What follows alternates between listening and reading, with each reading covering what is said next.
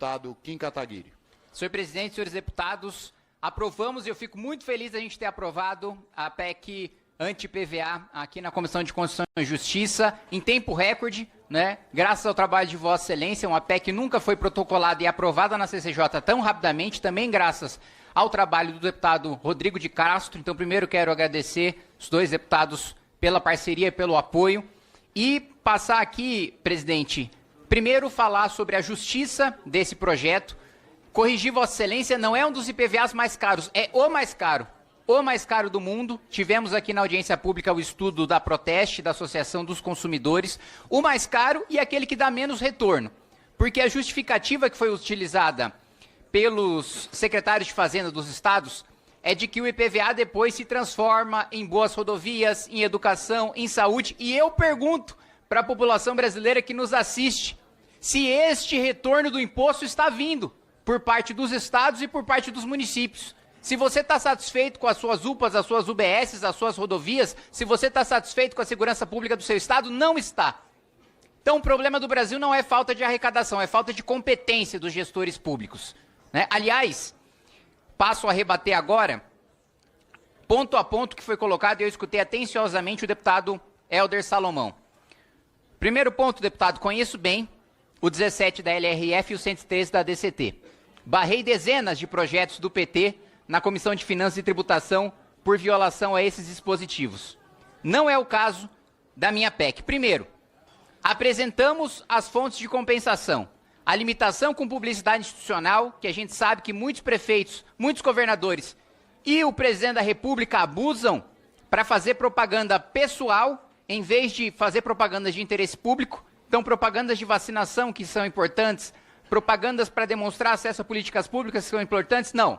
É só para mostrar, governo do Brasil está fazendo isso, está do seu lado. É propaganda eleitoral, na prática. Apresentamos essa fonte de compensação que foi mantida pelo relator. Não sei se o deputado Helder não prestou atenção ou não teve acesso ao relatório que está no sistema, mas essa compensação foi mantida pelo relator. Então não é verdade que não existe compensação mesmo depois do voto do relator. Da publicidade institucional foi. Da publicidade institucional foi. Da publicidade institucional foi. Então esse é um ponto. Não é verdade que não tem compensação. Outro ponto. Me espanta que o deputado Helder tenha dito, olha, critico porque falta compensação, mas elogio porque o relator tirou uma compensação. Então você precisa se decidir. Ou é a favor de compensação ou é contra a compensação. E o ponto que a gente coloca aqui era a limitação dos gastos com os parlamentos que, mais uma vez, Congresso Nacional Brasileiro, as Assembleias Legislativas e as Câmaras de Vereadores são das mais caras do mundo. E, mais uma vez, os parlamentos brasileiros também, assim como as prefeituras, os governos estaduais e o governo federal, não dão o resultado esperado pela população e não justificam o gasto que tem hoje. Na comissão especial, em que nós vamos debater o mérito, deputado Helder, o impacto nós já temos. E eu tenho o estudo e eu tenho a memória de cálculo, é de 38 bilhões de reais. Não sei de onde os municípios tiraram 50 bilhões de reais, eu pediria a memória de cálculo, apostaria de que eles não têm, mesmo porque, infelizmente, parte dos prefeitos brasileiros não sabem fazer conta, não à toa boa parte dos municípios estão tão endividados, principalmente com seus regimes próprios de previdência, com a irresponsabilidade fiscal dos municípios e dos estados também.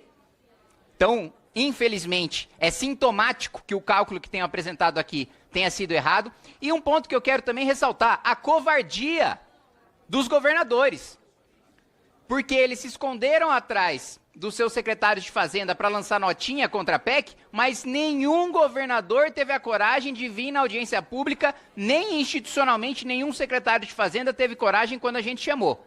Não quiseram participar do debate. O governo Lula, mesma coisa. Convidamos o governo Lula, não teve coragem de colocar o seu posicionamento na audiência pública. Faltou. Não teve a dignidade de mandar um técnico sequer. Então, esses pontos precisam ser colocados.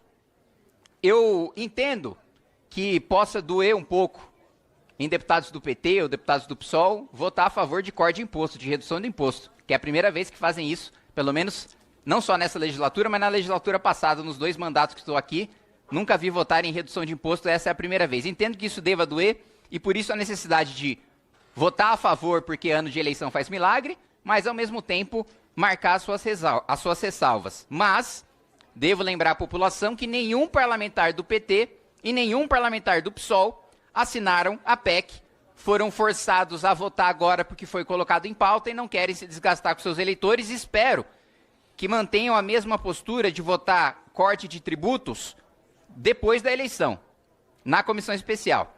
Também recomendo, o deputado Helder e a base do PT, assistam à entrevista coletiva que eu concedi do Momento do Protocolo, em que nós temos para apresentar na comissão especial mais de 200 bilhões de reais em diferentes compensações que podem ser colocadas. Privilégio para cortar, seja tributário, seja de supersalário, seja de desonerações setoriais, não falta no nosso país. Gasto para cortar não falta.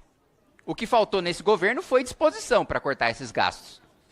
Boa parte deles privilégios para a elite brasileira, privilégios tributários. Cerca de 200 bilhões de reais que saem do pagador do imposto brasileiro, que é o mais pobre, porque nossa tributação está baseada no consumo. Aliás, sob tributação baseada no consumo, o deputado Helder também colocou que a minha PEC poderia estar em desconformidade com a reforma tributária.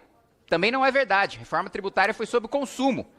A reforma tributária não tratou sobre o tributo sobre o patrimônio, que é o caso do IPVA.